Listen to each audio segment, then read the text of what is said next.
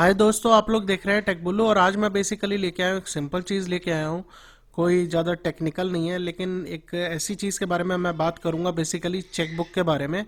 काफ़ी लोग जो बैंक अकाउंट खुलवाते हैं और चेकबुक लेते हैं, उन्हें कई लोग जानते हैं कि चेकबुक कैसे भरनी है, चेक्स कैसे इशू करने हैं, किसी को देने हैं चेक भर के। लेकिन वो ये नहीं जानते कि ना कि कुछ चीज़ों का हमें जो है बहुत ध्यान रखना चाहिए। चेक भरते समय किसी को भी चेक भर के हम जो दे रहे हैं, कोई उसका मिसयूज़ ना कर ले, और काफ़ी सारी चीज़ों का जो है ध्यान रखना चाहिए। ऐसे 8 से 10 पॉइंट मैं आपको बताऊंगा और आपको दिखाऊंगा कि कैसे जो है चेक में जब हम भरते हैं तो इन चीज़ों का ध्यान रखें। और बेसिकली क्या क्या चीज़ें हमें देखनी चाहिए भरते समय। तो शुरू करने से पहले मैं आप लोगों से रिक्वेस्ट करूंगा, जिन लोगों ने भी हमारे टेकबुल्लू चैनल को सब्सक्राइब नहीं किया है, वो लोग जाके सब्सक्राइब कर लीजिए। जैसा कि आप मेरी स्क्रीन पे देख पा रहे हैं, आपको टेकबुल्लू यूट्यूब पे जाके सर्च मारना है, और जैसे ही सर्च मार के आप खोलेंगे, आपको राइट साइड में दोस्तों सब्सक्राइब का एक बटन दिखाई देगा। जैसा कि मैं माउस के क्लिक से हाईलाइट कर रहा हूँ, आपको इस सब्सक्राइब के ऊपर दोस्तों जाके क्लिक मारना है और हमारा चैनल सब्सक्राइब करना है। ये हमें मोटिवेट करता है ताकि हम और अच्छी ऐसी वीडियोस आप लोगों को दे पाएँ और बना सकें। और दोस्तों ये बिल्कुल फ्री होता है सब्सक्राइब करना, इसका कोई चार्ज नहीं होता है।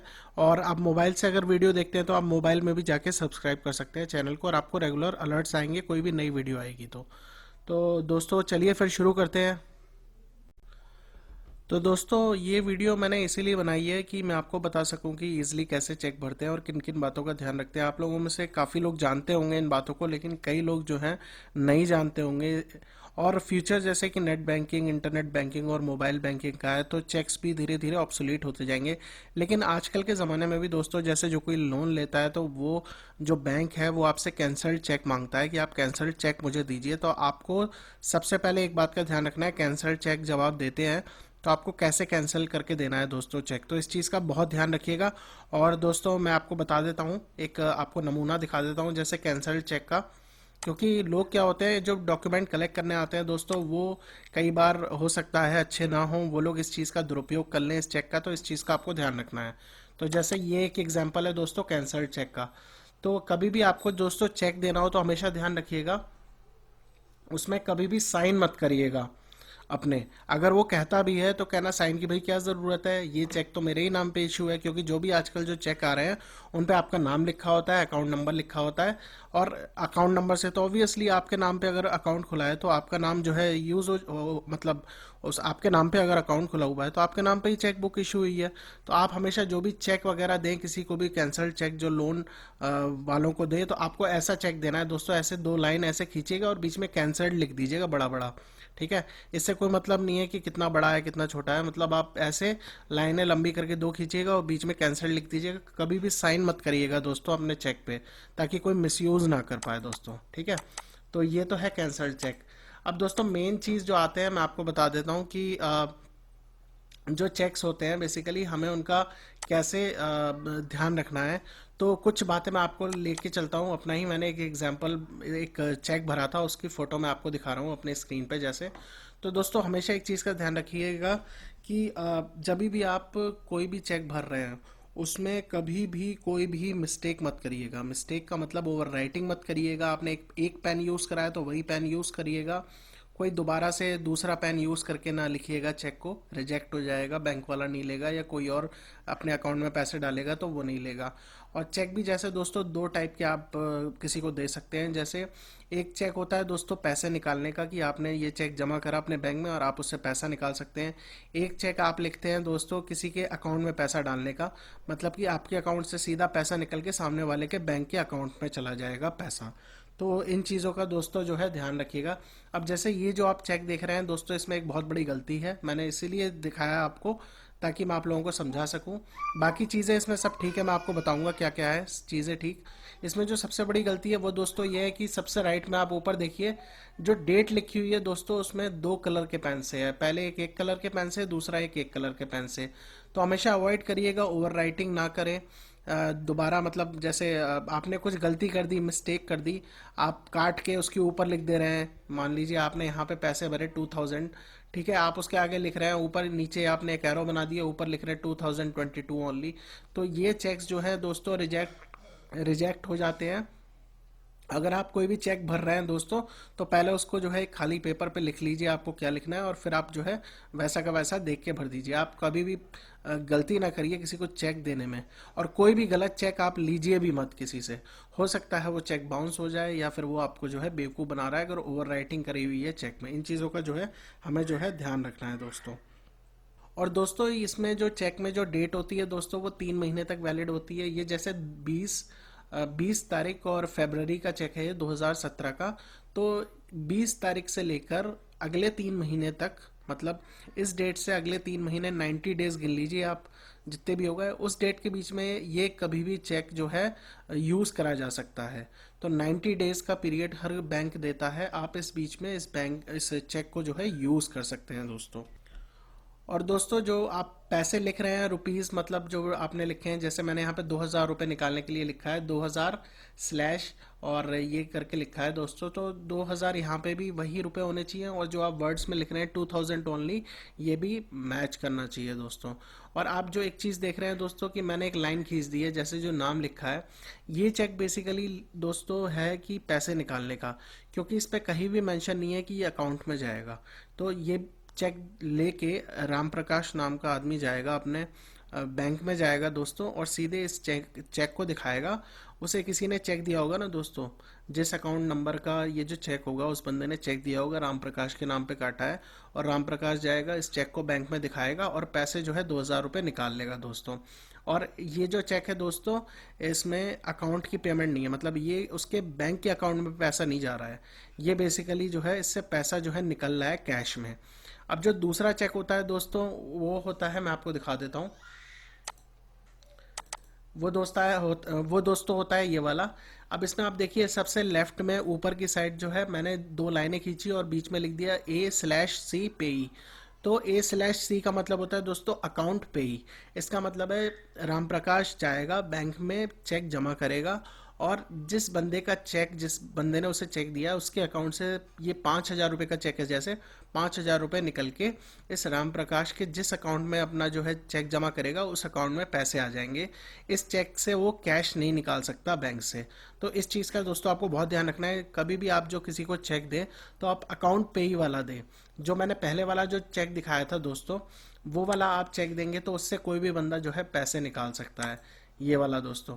तो आपको ध्यान रखना है दोस्तों कि आप किसी को भी चेक दें तो आप जो है अकाउंट पे ही ऐसे लिख के, लेफ्ट साइड में ऊपर की साइड अकाउंट पे ही लिखा है, और ऐसे 2 लाइनें ज़रूर खींचिए, उसके बीच में अकाउंट पे ही लिखिए, और तब आप चेक दीजिए। तो वो बंदा कभी भी कैश नहीं निकाल पाएगा, सीधे उसके अकाउंट में जाएंगे।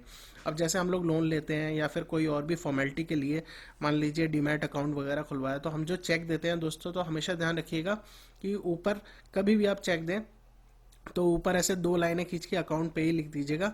तो जिस भी कंपनी को, या फिर पे के आगे जैसे किसी भी बंदे को या किसी भी कंपनी का नाम, जैसे मान लीजिए शेर खान में, या किसी भी, मैं रैली गेयर में या किसी में भी खुलवा रहा हूँ, मैं अकाउंट खुलवा रहा हूँ, या इंश्योरेंस का पैसा दे रहा हूँ या कुछ भी दे रहा हूँ, तो हमेशा ध्यान रखिएगा दोस्तों, पे के बाद जो है जिसके भी नाम, कंपनी का नाम, जैसे कंपनी के नाम पे आप पैसे दे रहे हैं तो कंपनी का नाम लिखिए यहाँ पे, और ऊपर दोस्तों 2 लाइनें मार के अकाउंट पे ही ज़रूर डालिए, क्योंकि पैसा कभी भी कोई कैश नहीं निकाल पाएगा, और ये पैसा सीधे आपके अकाउंट से निकल के जिसकी कंपनी का नाम या जिस बंदे का नाम आपने लिखा है उसके अकाउंट में ही जाएगा।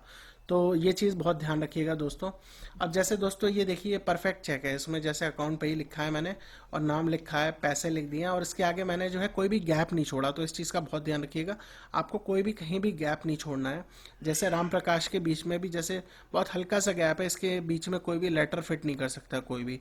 मान लीजिए अब किसी और का नाम है रामा प्रकाश, ठीक है, अब उसने ए लिख दिया छोटा सा, तो ये रामा प्रकाश के नाम से हो गया ना चेक, और नीचे यहाँ पे रामा एम की जगह ए, आगे भी ये लिख दिया उसने, तो ये चेक का तो पूरा रूप ही बदल गया, कोई और रामा प्रकाश नाम का बंदा अपने अकाउंट में पैसे जमा कर सकता है।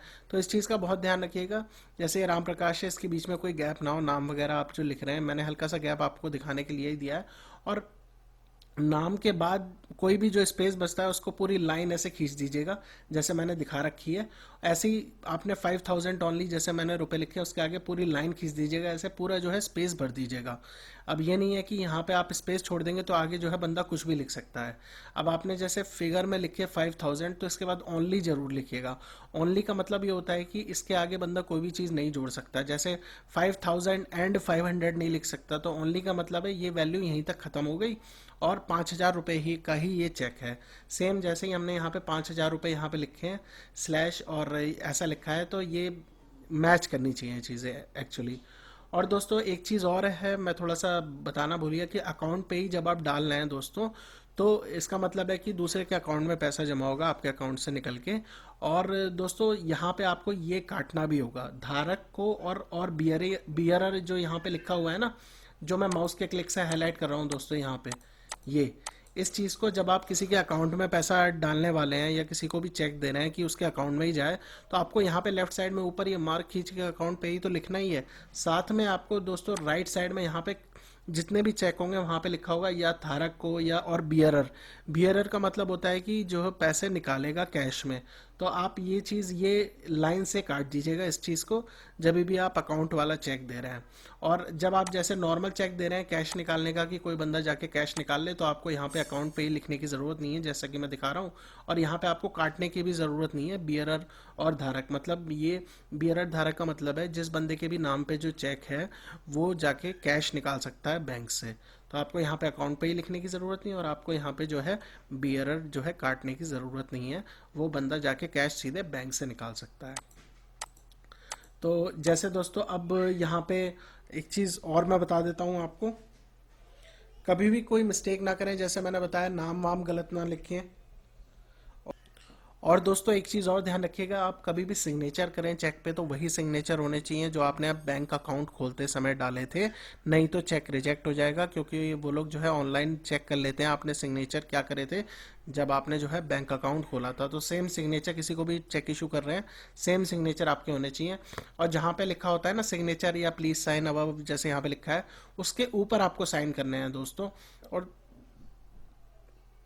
ध्यान रखिएगा दोस्तों, जैसे यहाँ पे मैंने साइन करे हैं बहुत बड़े बड़े करके कर दिए हैं, और ऊपर जो है बॉक्स को भी टच कर रहे हैं, तो ऐसा ना क्या करिएगा। ये जो प्लीज साइन अबव है इसके ऊपर ही आपको जो है साइन करना है। और दोस्तों ध्यान रखिएगा कि छोटे या बड़े से तो नहीं, लेकिन खैर इतने हो कि इतने स्पेस में आ जाएं। ये आप एक स्क्वायर कलर का यहाँ पे बॉक्स देख रहे होंगे, ये यहाँ पे तो मैंने वाइट रंग की पट्टी से चिपका दिया, नाम हटा दिया है यहाँ पे जिसके नाम का चेक था। आपको यहाँ पे इस ये जो बॉक्स दिख रहा है दोस्तों, ये मैं हाईलाइट कर रहा हूँ अपने माउस से, इस बॉक्स के अंदर जो है आप जो है साइन करिए। ध्यान रखिएगा इस टाइप का बॉक्स नहीं है तो आप ध्यान रखिएगा प्लीज साइन अबव, या फिर ये यहाँ पे सिग्नेचर लिखा होगा, इस जहाँ पे लिखा होगा उसके ऊपर ही आपको जो है साइन करना है। वो चीज़ का आपको ध्यान रखना है। नीचे आप इस पट्टी पे साइन मत करिएगा जहाँ पे ये कोड लिखा होता है। नीचे ये जो पूरी लाइन होती है वाइट रंग का, हर चेक बुक में आजकल जो है सीटीएस चेक आ गए हैं, जैसे 2010 के बाद ये वाले चेक इशू हुए थे सबको।